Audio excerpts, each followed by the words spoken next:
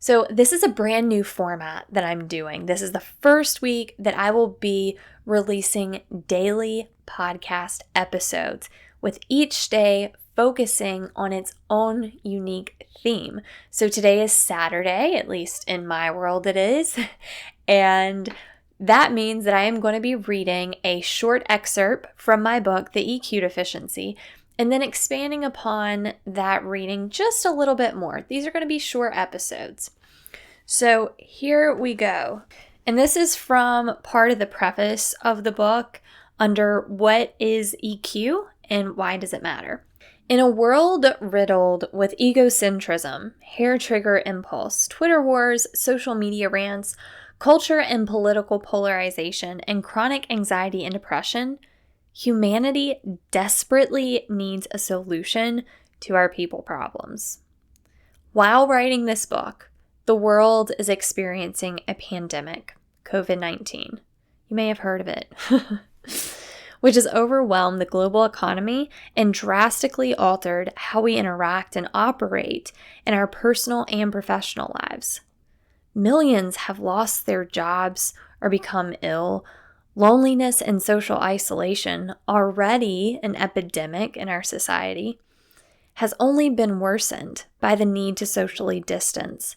And all of us are dealing with unprecedented stress and anxiety in these uncertain times.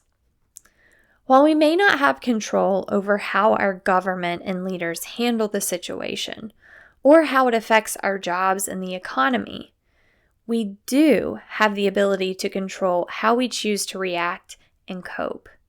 Unfortunately, as a collective society, we lack the skills and understanding to effectively manage these emotions. And in times of crisis, this deficit in EQ stands out more than ever before.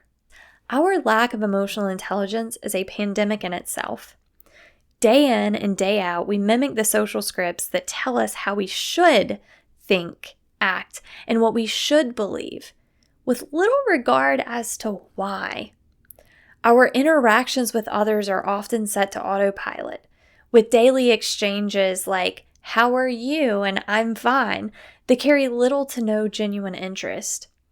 And our impulsive and hateful outbursts and lack of respect and tolerance for alternative perspectives of other cultures and beliefs are justified through narrow perspectives of reality. We are suffering both individually and as a collective society. The cure to all of these issues can be found in developing our emotional intelligence and compassion. All right, so I know that last statement may seem very bold for some people, because I am pretty much saying that the majority of the people problems that we face today are directly correlated with these two things: a lack of compassion and a lack of emotional intelligence. But I stand by that. I truly believe that, because compassion allows us to genuinely connect with one another, while emotional intelligence allows us to bring awareness to why we think and feel and behave in the ways that we do, realize how others perceive us, be able to come from a place of understanding to view other points of view. But we need that compassion to accompany that emotional intelligence if we really want to see genuine, true change, because there is a dark side, unfortunately, to emotional intelligence. People can be aware of how they think and feel, react, and behave, and how other people perceive them, but they can use that information, if they want, to manipulate others, to come across as someone who is authentic, but then really not. And we can see this too, and I call this a facade, a veneer of a truly authentic and emotionally intelligent and compassionate human being. So yes, I stand by that statement. And I believe that currently we are stuck in this negative feedback loop that's really hard for us to escape.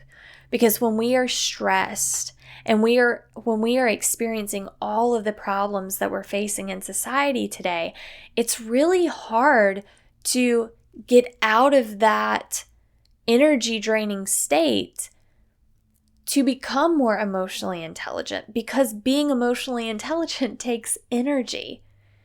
So it's kind of the whole paradox thing. How do we escape that? And that is what I will be expanding upon in the next episode of Inside the EQ Deficiency. Until then, live and lead with an open heart and an open mind.